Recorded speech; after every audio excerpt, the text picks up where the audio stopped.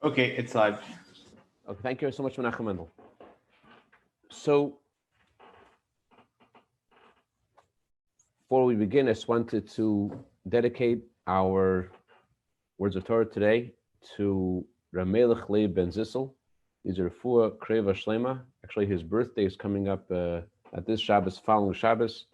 Refuah Kreva Shlema, please have him in mind and say Tehillim for him, and as well for Shendel Tzipora Bas Rachel and Baruch Avram Aaron Ben Yenta.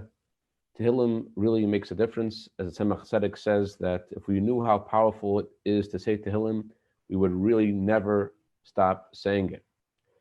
This week, we're also celebrating the birthdays of Yonatan Hamburger and Sarah Bechora Gorelik and Chaimushka Kimi, and also celebrating the anniversary of David and Rivki Feld.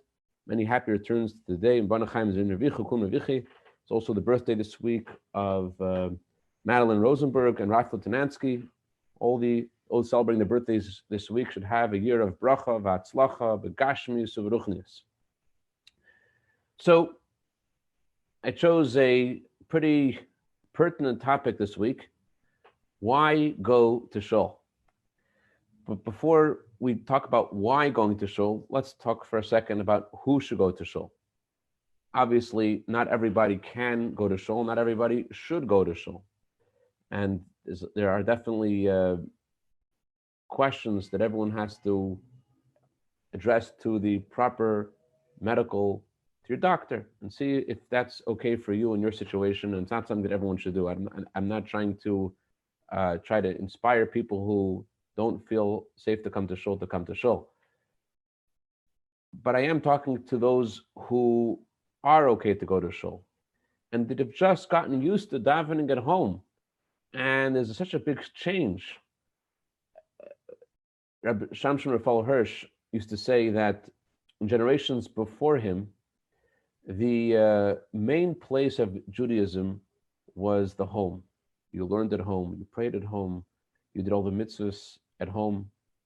And a certain change happened in his time where the centricity of Judaism began to be in the synagogue. That was the center place where the books were, where the Torah study was. And he didn't like it. And he spoke very passionately against this and saying how we have to bring the Torah back to our homes. It's not sufficient just to attend the prayer service and attend the Torah class. You got to bring the Torah to your home. You got to live and breathe Torah, not just attend Torah. And making the synagogue so central, he felt, took away from the personal connection we all need to have in our prayers and in our Torah study. While that's an important point, another point has to be made at this time, and that is how precious it is to go to shul. And let's explore that and unpack that in a second. And I mean, think about it for a second. Being at home has its advantages. You pray at home, you have to concentrate more, you have to think more about your prayers. Some men are a little bit upset about this arrangement of praying at home because they used to always tell their wives, I'm going to go to daven shacharis, going to pray the afternoon service and come back like 3 hours later.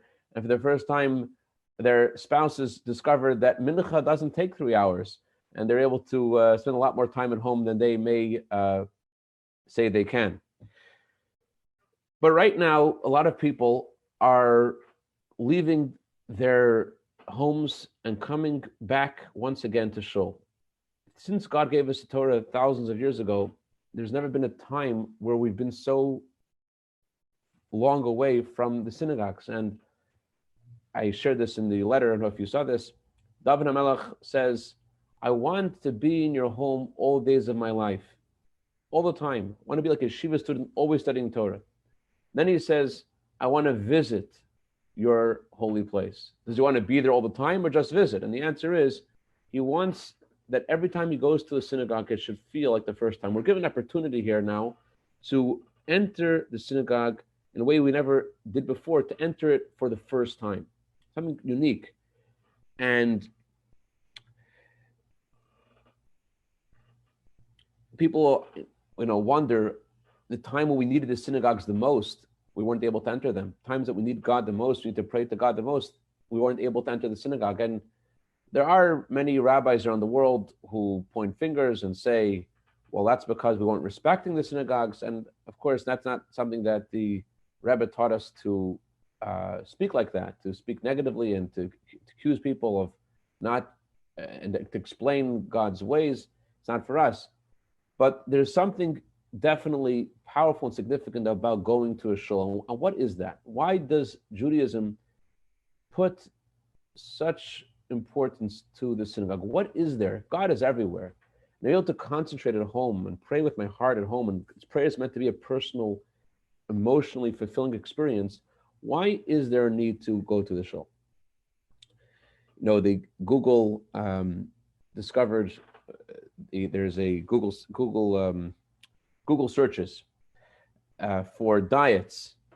People search for diets more often, according to statistics, on the beginning of a new year. People search for diets more often on their birthday. That's a time when you are thinking more, it's a new beginning, you want to do things right. That's when people start searching more for how to better take care of their body. And so too, as we begin to go back into the shul, we do need to think about what that means. The Imrei Emes very sharply said that, it says in the Torah, God will fight for you and you will be silenced. The verse talking about the splitting of the Reed Sea. So the Imrei Emes said, if you're silent, then God fights for you. But if you're not silent, if you don't have the proper respect for the synagogue, so then you're removing, God forbid, the protection of God. Okay? It's a very musardik, very sharp statement. And again, I don't want to go that direction. Mendel of Rimanov, one time in his times, the Cossacks attacked his city, and the Cossacks decided to use the synagogue as a stable for their horses. And the Cossacks wanted to use the synagogue because it was the biggest building in the town. And while they're deliberating about where exactly they should put the horses and how they should do it, and before they actually took possession of the synagogue, all of the followers, the chassidim of Mendel of Rimanov, told Mendel, the Cossacks are coming and they're going to use the synagogue, but they probably won't work out so good for them because there's a leak in the synagogue and it's a rainy season, and they're going to discover that it's not going to be a good place to keep the horses because of all the rain. So counterintuitively, Mendel of Rimanov said, you got to plug up the leak right away. And 1 second, Rabbi, we want them to go in and see that it doesn't work out, and then we'll be able to use the synagogue again. He says, no, go fix the leak right away. They fixed the leak, and miraculously, the Cossacks decided, it's not good for us.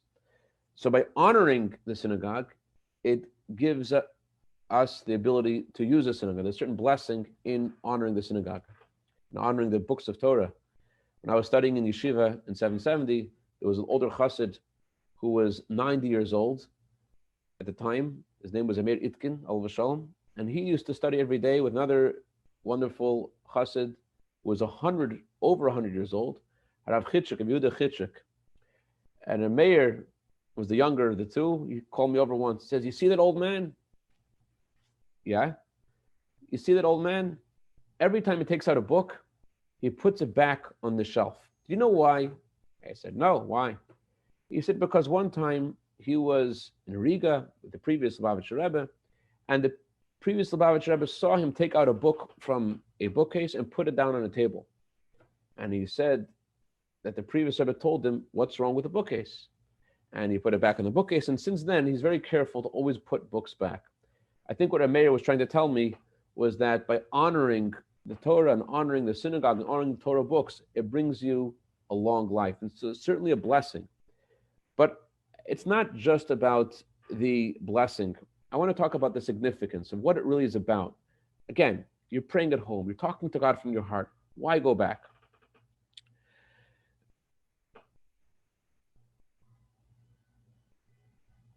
It says in the Code of Jewish Law that our prayers are only accepted in a synagogue. Even if you pray with a minyan, you pray with 10 quorum as required, your prayers aren't accepted. Only if you pray in a synagogue. It says in the Torah that God says he wants to hear the song and the prayer. Says the Talmud, only the place where songs of God are said consistently, which means the synagogue, only there is a person's prayer really heard. But the question is why? God's everywhere. So what do we mean when we say that God only hears our prayers in the synagogue?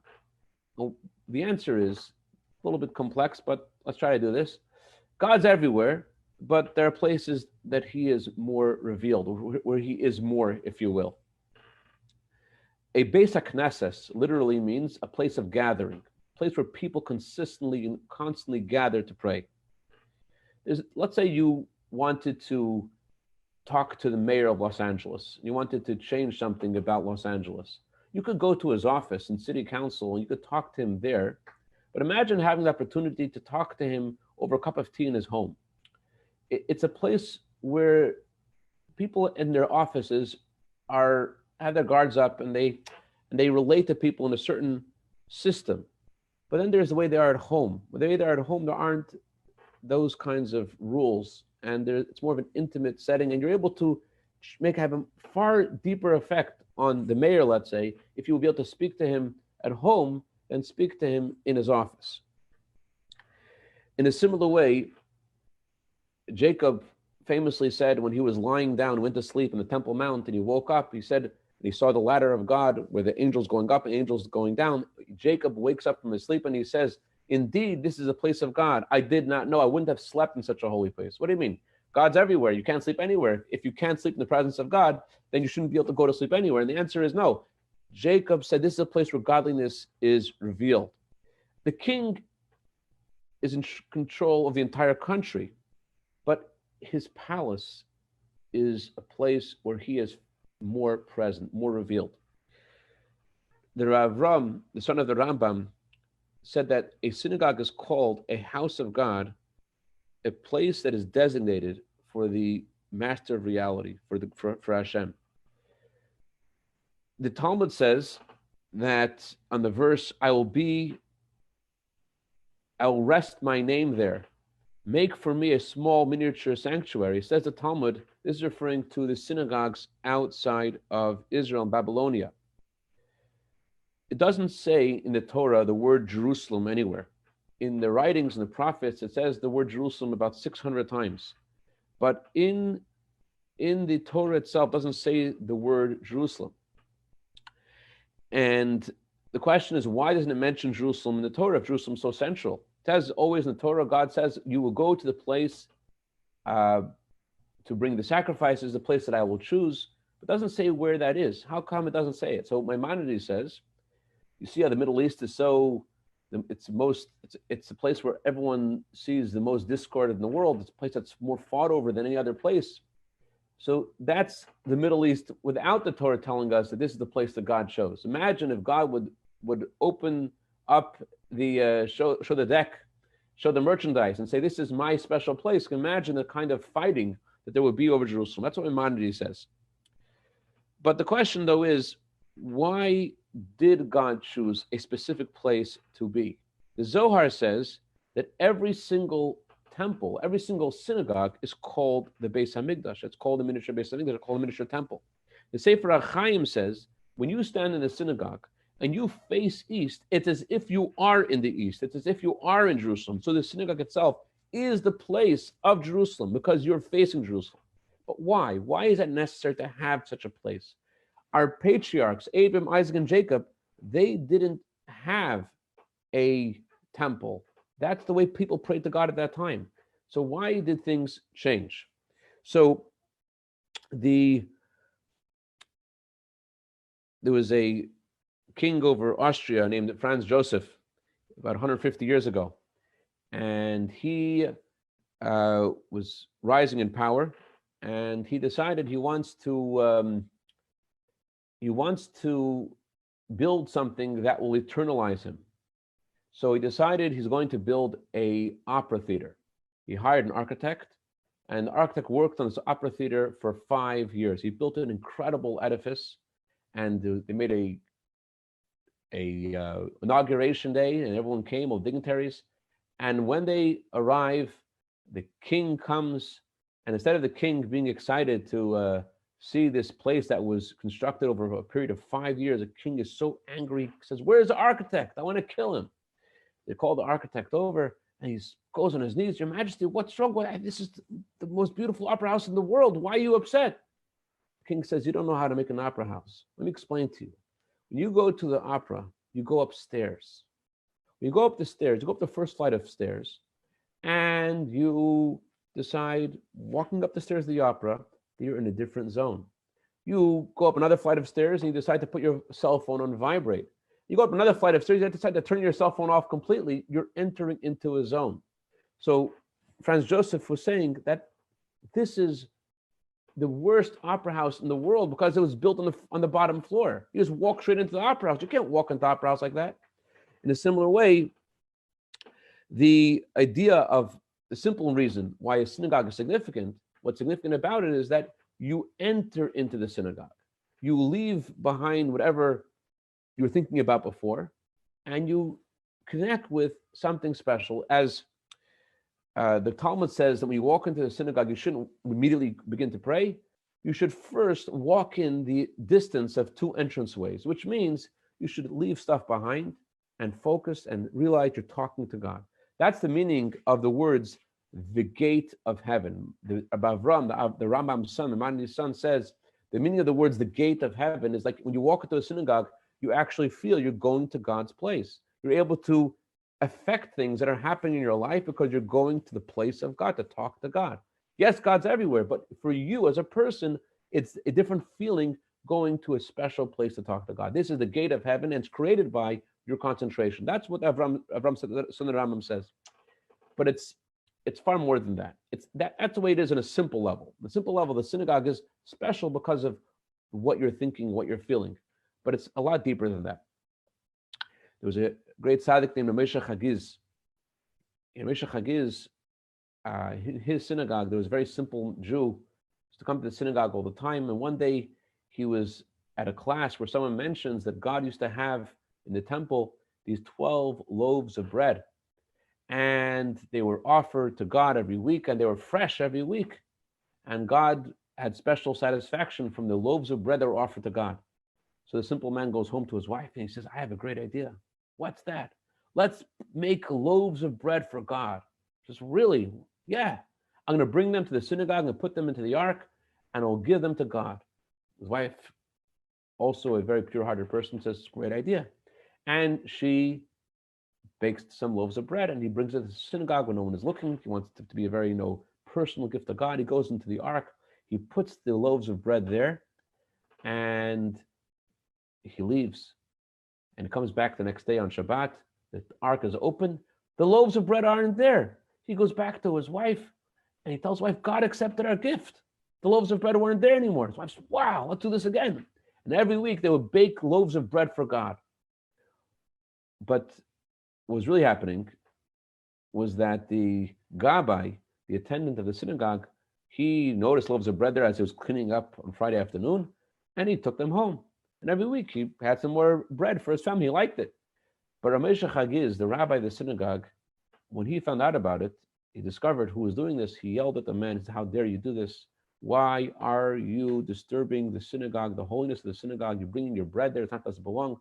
The man was mortified. But the Arizal, the teacher of Moshe Chagiz, the great Kabbalist, when Arizal sent a message to Moshe Chagiz and said to him that there is a great problem. God hasn't had such satisfaction in the world since the temple was destroyed because he doesn't have those 12 loaves of bread. But now God had the satisfaction that he hasn't had in thousands of years. And you have ruined the satisfaction of God, and therefore the Rizal said something which that he had to, his mission in the world was going to come to an end. That's what happened to Moshe Chagiz. So there's something about the place of a synagogue that is unique. And what is that? What happens in the synagogue? What happens is basically, in one line, it's in the material place of the synagogue, the bricks, the wood, that place is a sanctified, holy space. And because it's physical, it is infinite. What do I mean by that? Hasidic thought tells us that God is infinite, and only in the most physical, mundane things do you have the expression of God's infinity.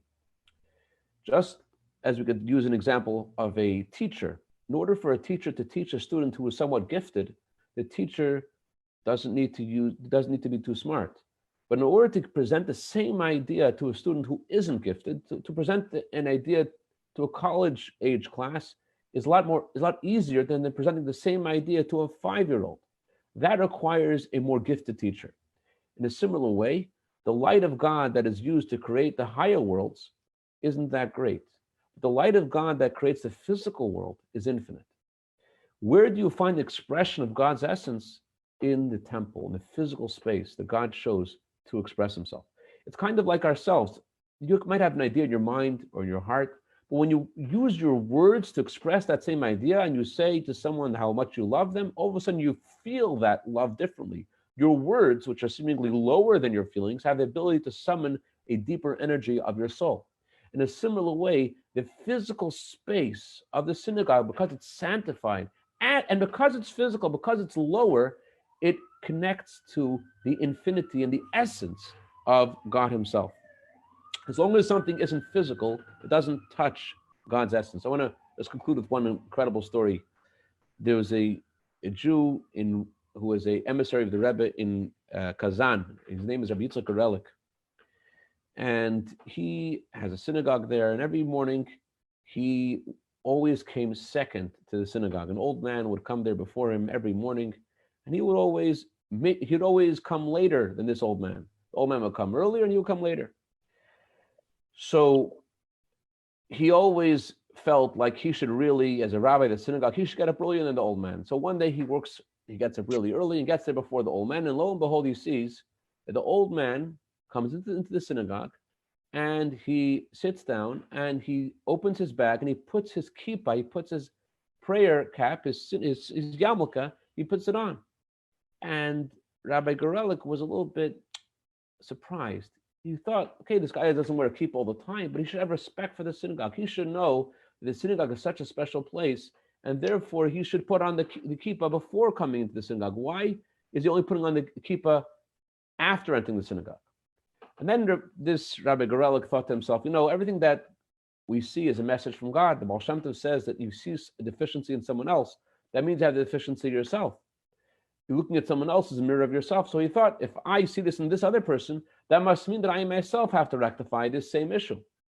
So he decided, you know what, do I really think about that I'm entering a synagogue when I enter a synagogue? Do I really think about that I'm going to the place of God? I don't. And he decided the next morning, he is going to say some words of Tanya before entering the synagogue, just to prepare, think about God before entering. The previous Lubavitcher Rebbe said that people would go into synagogue, used to be in Europe, they would wash their hands before walking into a synagogue. So he decided to do that the next morning. And he kept on consistently preparing for the synagogue before walking in, just a few seconds, thinking about God, and then entering the synagogue. And what did he notice? He comes to the synagogue one morning, and sure enough, he is saying the words of Tanya, and this man puts on his kippah before entering the synagogue. The power of praying in a synagogue and respect for the time of prayer and not to talk during the time of prayer is something which protects the Jewish people wherever they are. The Talmud says that God caused the Jewish people to be scattered among all nations. And the Talmud says this is called a tzedakah, kindness God did for us by scattering us among all nations, because by scattering us among all nations, no Haman, no Hitler can destroy us all, because we're all over the place. But there's also a deeper meaning to God's kindness in scattering us among all nations. That is, that some places are able to do different things that other people can't. Like, think about Soviet Russia, where they were unable to do various mitzvahs. but other Jews could do them. And they did them not just for themselves, they did the mitzvahs they were able to perform for other people as well. We're all connected, we're all one people. So if I could do a mitzvah, because it's not a challenge for me, and for you it is a challenge, my mitzvah helps you. By me being free to do a mitzvah, I have not only the obligation to do the mitzvah for myself, I have an obligation to do the mitzvah for you. So if you're one of those lucky people that are able to go into a synagogue this Shabbat, to think about the great power you have, not just for yourself, but for all the Jewish people, because we're all connected to each other. Your prayer in your place where you are causes protection for all the Jewish people all over the world. As there was one unfortunate incident in New York many years ago when the Rebbe was asked what should be done, and the Rebbe said the first thing is people should be careful not to talk during prayer. So going back to the synagogue is a great gift of Hashem, and not just a gift for each of us personally who's able to go, it's a gift of God for ourselves, our families, and especially for all those who are not able to go to a synagogue. I mean, think about all of the people that want to go there and cannot go there, and by you going there and doing what you're supposed to be doing there, you are a shliach, you're an emissary of God for all those who are unable to make it by no fault of their own. So bottom line is, my friends, if you're able to make it this Shabbos and come to shul, that's wonderful. But go to the synagogue for the first time. Don't go like you went last week and the week before and the years before. Let's go for the first time to the synagogue for the first time. Have you ever prayed to God for the first time? Let's try it out. Let's this Shabbos pray to God for the first time, and may Hashem, before the Shabbos already, bring the bracha of the coming of Mashiach. Let us go to Eretz Yisrael and to actually go to Jerusalem itself, not just to face to Jerusalem, to actually be in Jerusalem and celebrate with all the Jewish people of all of history together in Yerushalayim with the Bais HaMikdash. A guten Shabbos. Amen. Shabbos Berel. Shabbos. Thank you. Shabbos.